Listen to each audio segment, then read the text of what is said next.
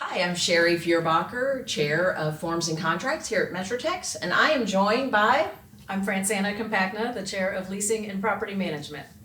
And today we wanted to bring you kind of a collaboration between our two committees.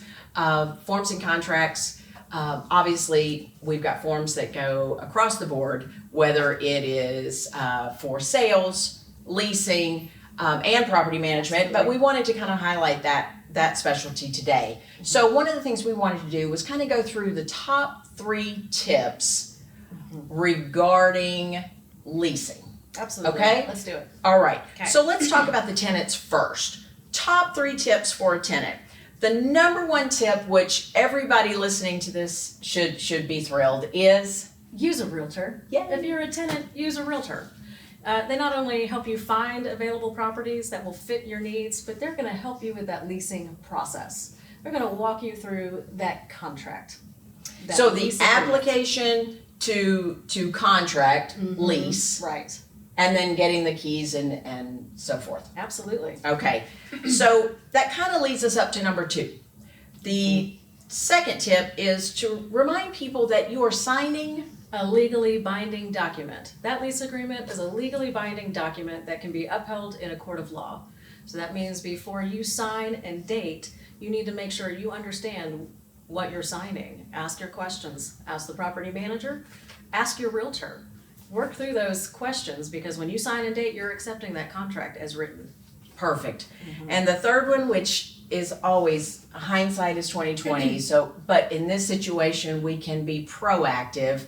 The third tip for a tenant is to get Renter's insurance. Yes. I mean, all too often we see some sort of casualty, usually in the form of flood, roof leak, plumbing leak. And that owner's insurance, it's going to cover the property, but it's not going to cover your personal content.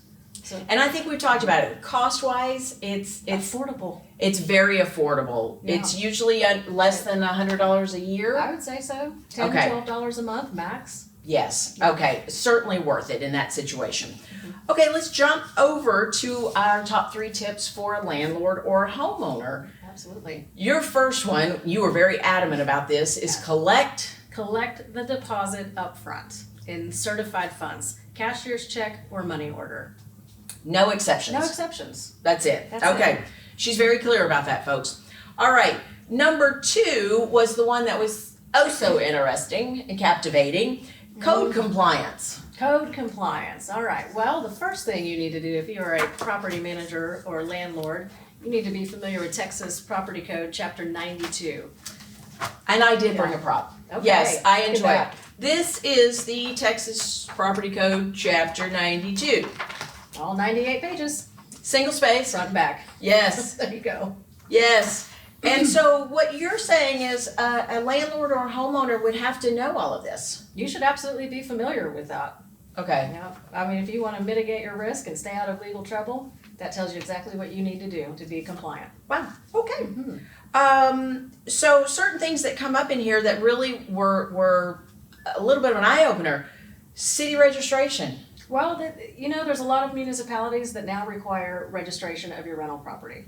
And there is a difference between registration, between certificate of occupancy, and some of these cities require inspections.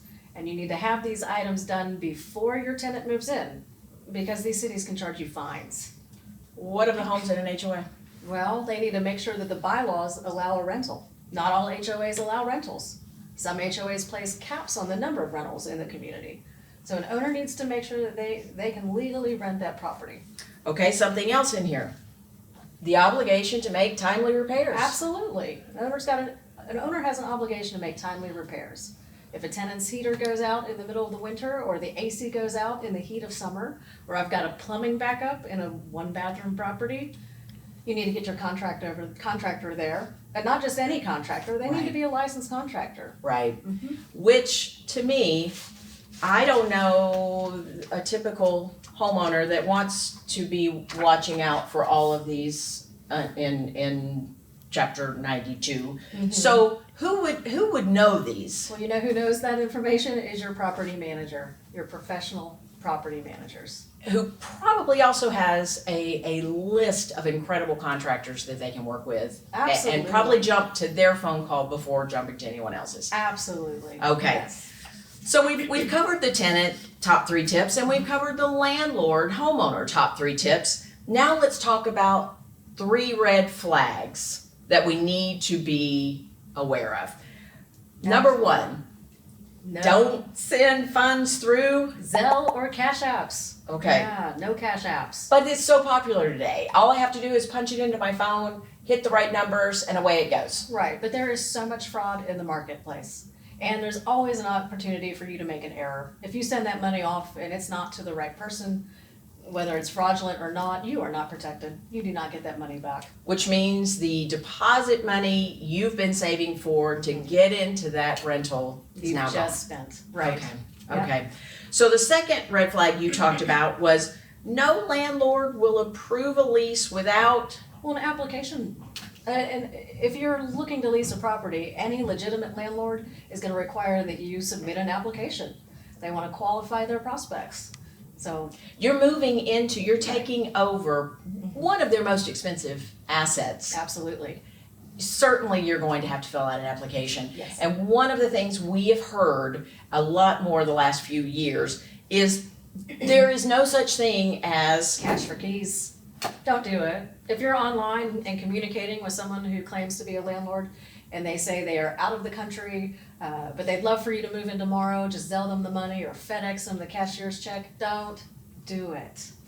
no cash for keys. No cash for keys. Which takes us to number 3, the third red flag, which absolutely, ladies and gentlemen, we can say this with everything in real estate, everything in business, everything in life. If it sounds too good to be true, it usually is. that's right. So what we encourage you to do, obviously, lease out your property, lease a property, buy a property, but use a specialist, use a property manager. Don't worry about Texas property code. They have to, right? Absolutely. Use a realtor when securing that property because they do know the forms and contracts. And get involved at MetroTex. Absolutely. If you're a realtor and you are interested in learning more about leasing and property management, MetroTex has some amazing resources. The Leasing and Property Management Committee meets monthly. We always try to have an educational topic to help you guys build your business. And there's some great designations. We've got the Texas Residential Leasing Specialist designation. And these are taught by some of the best instructors right here at MetroTex. Absolutely, absolutely. So where do? You go to MetroTex and find that useful information, find that education, find that realtor. We thank you for joining us. Thank you.